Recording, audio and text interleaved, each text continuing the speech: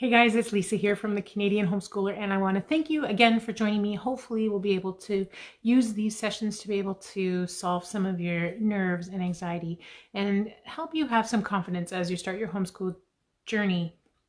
So today I'm going to talk a little bit about the perceptions we have of education. So a lot of times when we come to the homeschooling journey, we have this idea of what school should be like, what it should be like to teach our kids, or how it needs to be run. Since most of us, not all of us, but most of us come from a traditional school background, it can be a little bit confusing to come to a homeschool adventure and be able to shift the brain thoughts about how school needs to be. A lot of times we have this idea that school should be taught in a way where you have a desk and you have workbooks and textbooks and you have a teacher that teaches you something. You have assignments that need to be completed, assignments and projects, those kinds of things. So, and you're graded on what you do, and you have to reach certain milestones or certain expectations during your school adventure. And then you come to homeschooling, and it is very hard to replicate that same kind of experience at home because it doesn't need to be done that way. It doesn't allow for the freedom and individuality of your child or your learning experience at all. So let me just give you a word that you might hear a little bit when you're researching starting out homeschooling, and it's called deschooling. So the idea of deschooling is to give you and your child a break or a change of mentality from that how school should be in our heads to how homeschooling can be when we actually put it into practice. So I know that a lot of people who are just starting this year and are COVID schooling or starting homeschooling because they are choosing to take some time to keep their kids home this year may not be able to apply deschooling to the same extent as people who have decided to start homeschooling for good. A lot of times deschooling is intended to be an extended period of time where you separate yourself from the school system, you break completely free, and you cut off all the intentional school time stuff. So they actually recommend that you take an entire month for every grade that your child has been at school, and you do non-school. So that means you cut out all the textbooks and workbooks. You don't do anything that's very structured learning. You do a lot of free learning. So you do things like watch videos, like documentaries together, you read a lot together.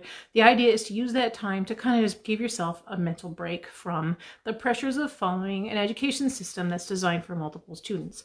Now, I will say that if this is your first year and you are a parent who is hoping to be able to put your child back into school the following year, and you're feeling the pressure of following the curriculum guidelines by the government, that you can still break yourself off of that mindset of how school needs to be done. It does not need to be done with a textbook, a workbook, sitting at a desk from 9 to 3 every day with a teacher and guiding you. It can be done in alternative ways without needing that much structure. Now, you can if you want to, but just take a little bit of time and don't feel pressured into needing to do your school at home. It doesn't need to be school at home. It can be home school. All right. So I challenge you, if this is your first year, or you've just pulled your kids out, or you're taking the year to keep your kids home because of COVID or any of that stuff, just take a little bit of time and kind of think about your mindset of what education should look like, and then think about how you want it to look at home and how those two are different, and how you want to make sure that you don't have the pressures and rigidity of a school class at home, because let's face it, you don't need the same level of pressure at home.